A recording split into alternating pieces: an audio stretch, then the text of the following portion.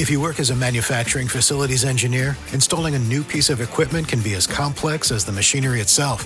From prep work to alignment and testing, it's your team's job to put it all together. That's why it's good to have Grainger on your side. With industrial-grade products and next-day delivery, Grainger helps ensure you have everything you need close at hand through every step of the installation. Call 1-800-GRAINGER, click Grainger.com, or just stop by. Grainger, for the ones who get it done.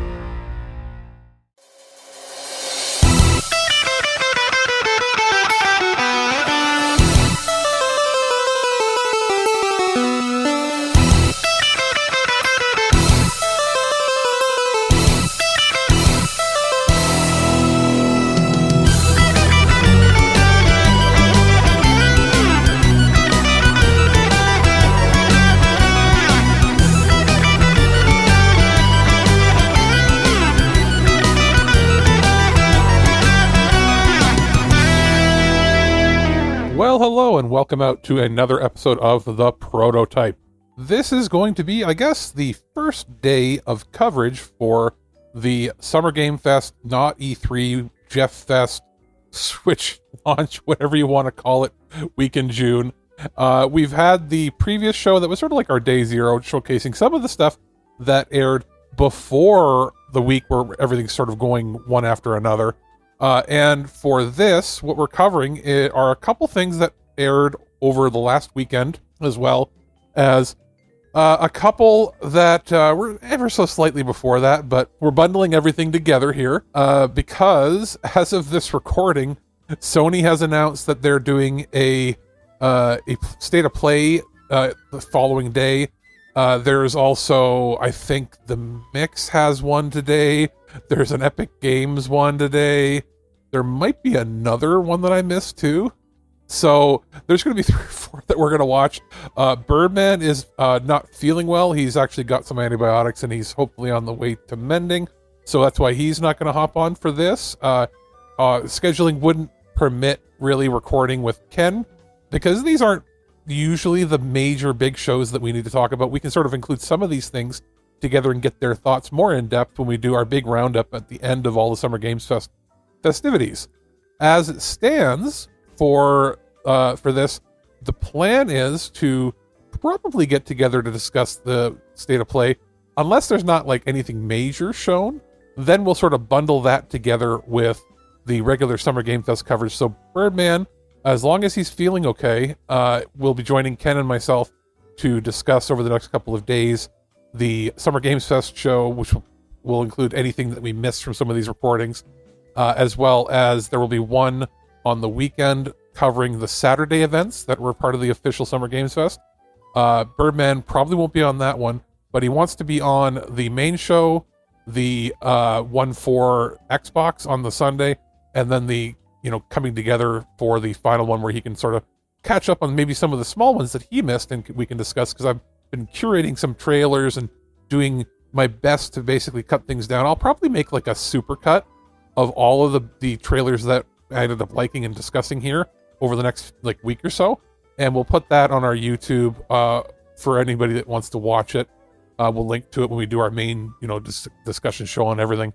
And also we do plan on having a Twig special on the Switch launch. It's either going to be early into the week or it might come in place of the regular show. We'll see how everything works.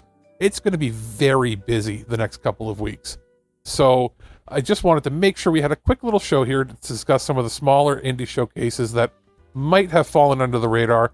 I am going to just cherry pick some of the best things that I saw, or at least things that I think not only would us at the Twig Crew be interested in, but probably our listeners based on, tastes that we know from the past. The first was the Warhammer Skulls showcase. They did that last year. I think that was it last year or maybe the year before was the premiere event of that. Well, they're back. They showed off a bunch of stuff, but I picked out 3 things that I think would be most interesting to people. They announced a Dark Heresy game that looks pretty sweet.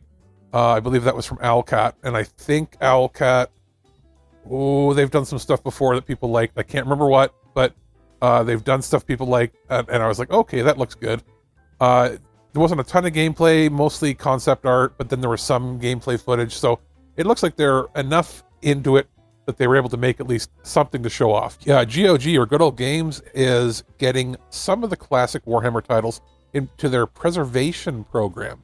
That's where they get the rights to it, and they say that they're going to maintain, hopefully in perpetuity, updates to make things work on like Windows 11, modern computers, and they say they're going to keep doing that DRM free with patches so that they'll work with modern drivers, video cards, all that fun stuff. I personally own a couple from that series, the most recent one being the Breath of Fire 4, because that had a PC release way back, but now it has a proper support for Windows 11 with full gamepad support, Rumble, some pretty substantial stuff when it comes to making sure that it's just compatible with modern tech, essentially. And then those titles are actually Warhammer 40k Chaos Gate, Final Liberation, Rights of War, and Shadow of the Horned Rat. I don't know about any of those, but they look interesting, and maybe I'll throw them a few bucks. Now, they also announced that Dawn of War, which I have heard of, is getting a definitive edition, which has 4K support, brand new updated visuals, some extra effects done for it, a whole bunch of background, modern quality of life updates, including the game now being in 64-bit and supporting 64-bit mod support, they said. That's pretty awesome. I might check that out when that comes out. The next showcase was the 6-1 Indie, which is one I'd never heard of before. I don't know if it's run before, but there was a few things there. It was an indie showcase. The notable ones that I picked out, and again, there's a lot of stuff here at all these showcases, and it's hard to sometimes pick what I think are the best ones. I try to pick the ones I think that have the best chance of having a wide release, or at least wide recognition, or, maybe finding a proper publisher here, or ones that I think might fall under the radar but are really good.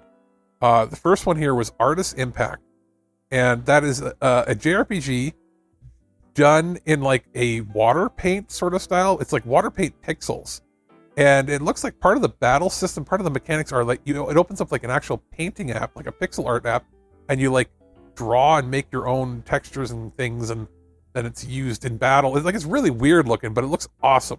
So we'll keep an eye on that.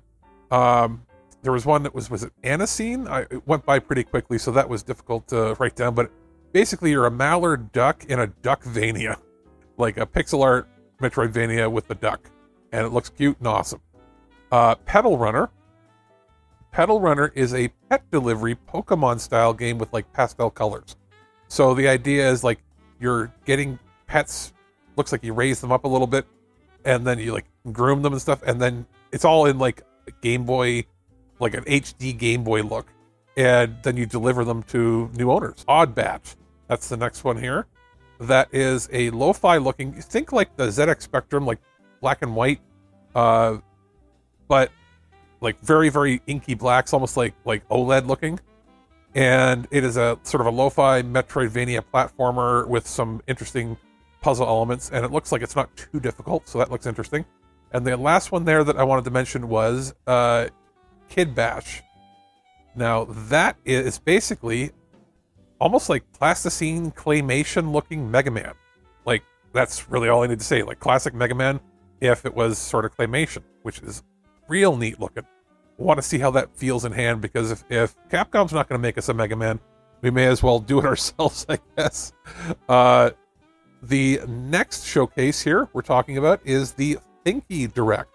Now, this is a new Direct that is aimed specifically towards puzzle games, games that are brain teasers, things that make you think, things that are maybe, they're not necessarily cozy games, because that's obviously a different category, but they can have some element of I guess urgency to them, but for the most part it's puzzly type stuff. And the first one that comes to mind when I was looking at like everything that they showed, some of the stuff is stuff that's been released before or is getting updates, but it's new to us, and some of it is brand new, is Isles of Sea and Sky, which is like this, like, think like a top-down Zelda on like the Game Boy or NES style, but the whole room has like different brain teaser puzzles that you solve. Like solving one puzzle unlocks another thing in the room, which unlocks another thing in the room, and he sort of cascades out from there while you solve the room puzzle and move on. There is Kiko's Apple Adventure. That is a Sokoban style game, where you push boxes, push things around, and you're trying to like avoid traps and avoid like NPCs that will come and get you. So sometimes it means like distracting an NPC down there, and while they're distracted, then you can move the boxes and things around where you need to go. It looks pretty fun. Then there was Monolith, which is you move pieces around a room like a puzzle. You'll get like, think like, what if you got like Tetris pieces, Tetranomos, and then you're moving inside of a cave or inside of a platforming level, and you can shift them around how you need to place them, and then that solves the puzzle of how you jump and get your way out. And then the last one was Echo Weaver, and they marketed it as specifically a Metroid Brainia. And what they mean by that is, instead of like going and finding your way through a Metroid game and finding your powers, all the powers are there. You have to figure out how to access them, how to use them. All the while, the world is sort of like in a time loop, and you can, you can add time by finding, items. You can, if you lose, you can maybe go back and restart again. And it's sort of like a time loopy Metroid game where your only limitations are your own experimentations, which looks interesting. Not always going to be my kind of game, but I do know that it's probably going to hook a lot of people. And then I'm just sort of going to go into the final one here, which was the Indie Quest. This is a brand new independent JRPG themed showcase, and there was a ton of stuff. I can't go over all of them because otherwise I'd want to highlight basically everything they showed, which was 40 games. Now, for the most part, most of these games had been announced before or had trailers before, but for the most part, every one of these is a new trailer or an updated trailer or a proper trailer from when they had a teaser before. And then they announced one new game at the end completely that was exclusive to them. 90% of these were completely new to me, and I think new to most people, because you'd maybe heard about them or heard a name, or they had like a title card, or they just had like a little loop before where they showed like just a tiny bit of gameplay. And I whittled it down to about a dozen or so. Every one of them will be good. Like, I'm going to make sure that, people will link to it, or we'll put a collection of these trailers in at some point. But there's a very big diverse amount of JRPGs out there now. I was basically in heaven looking at this because they're not all like RPG Maker clones, and while there are a lot in this that are like Earthbound style or like Deltarune / Undertale style, there's a lot that's different and takes different inspirations from many different sources. The first was Legends of Starcadia. That was a little harder to pinpoint, what its influences are. It looks almost like a 3D version of like a Cartoon Network show, turn it into a JRPG. So there's some fun aspects there. The next is The Time I Have Left. This is like a PS2 style, think like PS2 Shadow Hearts, that sort of graphical fidelity and style, with a timer counting down. So this one is like, you have a certain amount of time to live, and you're going to try to solve the game and figure it out. The battle system looks interesting before your timer goes down. I'm not sure if you can extend time or if this is a loop one, but it looked interesting. There is also a game in here called Forge of the Fae, which looks like Grandia. It's basically a Grandia-like isometric style 32-bit pixel art game. Looks pretty interesting, pretty high fidelity.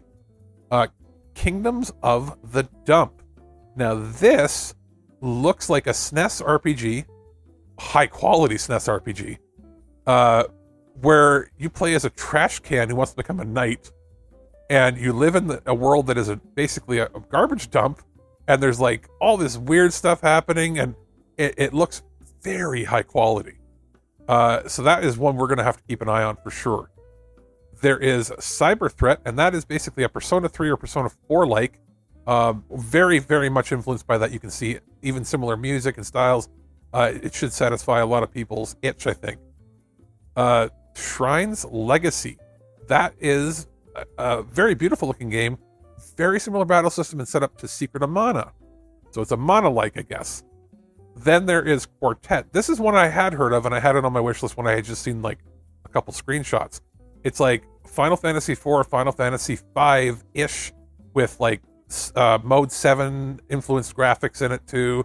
It should be pretty fun. It looks, again, fairly high quality. My Familiar, this is a game that has like almost like a street graffiti look and feel with like animal people and world, and very interesting that it seems like it's rap themed, not just the music, like just the whole thing feels like urban hip-hop rap cartoon RPG, for lack of a better description. Godshard Chronicles, this is going to be the one I think most people raise their eyebrows and go, whoa, and they're going to want to check this out. Now, Godshard Chronicles, think of like Tales of Fantasia and Tales of Eternity style graphics, like, you know, like somewhere between Super Nintendo and PlayStation graphical style. Interestingly enough, they've gotten composers that have worked on big RPG franchises in the past for it, including some guest composers from the Wild Arms franchise, as well as a few others, because it went by pretty quickly. They also have animated cutscenes, like 90s style anime cutscenes, fully voice acted, and including they have the voice actor that did Galleon in the Lunar series, and they also got some voice actors from the Xenoblade series, and the music in it is sung by the singer that did the famous songs in the Working Designs Lunar dubs, as well as I think some other some other Working Designs games from the 90s, which is like going to be awesome nostalgia for people out there. It's something you're going to want to for sure check out. There is Guard Break. Now, Guard Break is a PS1 or Dreamcast style sort of isometric 3D JRPG that really evokes like that late 90s PS1 Dreamcast before the PS2 era stuff. Interesting, and again, different influences, so I wanted to make sure we featured it here. And then we have Escape from Ever After, which is like a super high quality looking Paper Mario style game. That'll be one I think that gets a lot of people's interest, especially on maybe like Switch, if it comes to that. And then the final thing we're going to talk about here is the reveal that was their big sort of surprise, and that is Infinite Alliance. This is a team up RPG. Team up not as in like characters, like, you know, you're teaming up with your friends. Team up as in it's made by a bunch of developers that are, some of them are featured in this showcase, that just have had like a whole bunch of really high quality indie JRPGs come out. Some of the games aren't even out yet, like which one was it? The Kingdoms of the Dump characters in it, and they're taking like the protagonists and some of the villains from all these individual indie JRPGs, some of them that have like super high praise, and they're making a game together. It's a crossover. Think like Project X Zone or Project Cross Zone from Capcom, or like the Super Robot Wars games where they pull from different universes. It's one of those kind of games where they're pulling in some of the fan favorite characters, and they're going to have to team up, and there's going to be battle systems, I assume, that like cross over from different game styles, different villains. There's some original villains, original characters with it too. And the big surprise reveal is that the game is going to be free. Completely free. A full game, a proper full game, free for anybody to download. And then if you want like special editions or extras, or you want like soundtracks or to support them, then you can pay extra if you want to, or certain platforms may allow you to pay for it. But looks like if you're getting it on PC, you'll get it for free. And then what they're looking for is, hey, if you like this, hey, please go support the individual studios by buying their games after you play this, because it might give you a sample of their games and their styles. So it's actually a really cool idea. I'm not sure, if most of the games I don't think I've played, but there's some that are going to be on my radar to play for sure. Chained Echoes I know is involved. Beloved Rapture, I think, and a few others that we've played. So it'll be really cool to see how those styles of those characters and everything all mesh. was a really cool, way to reveal it. And it makes perfect sense to reveal it here at the Indie Game, JRPG Showcase. So I'm really happy with this. I want to see more of these games. I'm going to make sure that, we write everything down and see if we can contact some of the people, see if we can get like review copies or maybe interviews with some of the developers, because I think this is a really neat idea. And I hope that, this was successful enough for them that, we get another Indie Quest JRPG update, maybe next year. I don't know how frequent they're going to do it, but it is cool to see it all together here in one. And that's pretty much it for the showcases that we've seen, that we wanted to catch up on. As of today's recording, there's a few running right now as I record that I'm going to have to catch up on. And then I'll make notes for that, put it together with the talk probably for the Sony discussion tomorrow, depending on timing, how everything works. That's the plan, because Sony's one will end, and then a few hours later, we're going for our midnight release pickups of the Switch 2. And then it's a matter of playing a little bit, recording a little bit. The plan is to, I won't probably live stream it because I got to do the setup of the system and everything, but I will probably record the initial setup so I can blur out what I need to blur out, upload that with some photos of the event and everything to our YouTube. And we're going to start streaming some games, maybe over the weekend. Maybe we'll do some testing on that. It'll be kind of rough because, I don't have like a VTuber thing set up yet. The plan is to do like a VTuber thing. Probably have something simple to start with. And just get some streaming just to make sure everything streams right. We can do, 1440p 60 from the Switch 2. It's going to be wild ride. We're going to be doing some testing as well of third-party devices to see, can we use the cameras that we have? Can we also use like wired USB-C Ethernet? Like, does it work with 2.5 gigabit? Because I guarantee it's not going to be built into the dock for that. As well as things like USB hubs and all that fun stuff, and see if that all works. And I've got Pro controllers and different things to try. As of this recording, we also have some controllers that work with Switch that should work with the Switch 2 coming in the mail from Retro Fighters, a company that we've been wanting to work with in the past, and they're able to work with us now and send us a few things to check out. I'm just waiting on a package delivery on that should be tonight or tomorrow, and it might be just in time for us to test them out and discuss when we do our Switch 2 launch special that'll be coming in the following week or so. But that's it for now. Thanks for listening. I hope that there's something here that might have piqued your interest.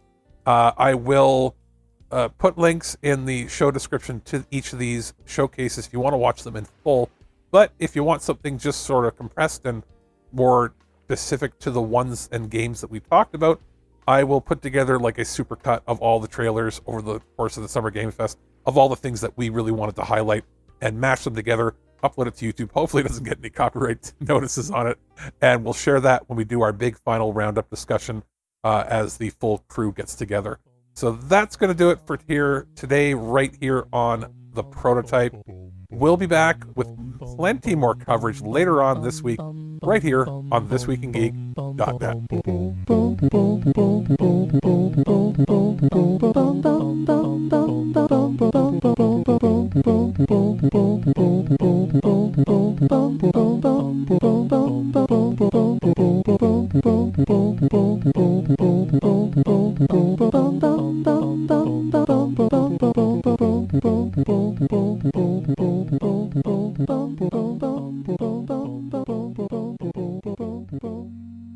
At no point in your rambling, incoherent response were you even close to anything that could be considered a rational thought.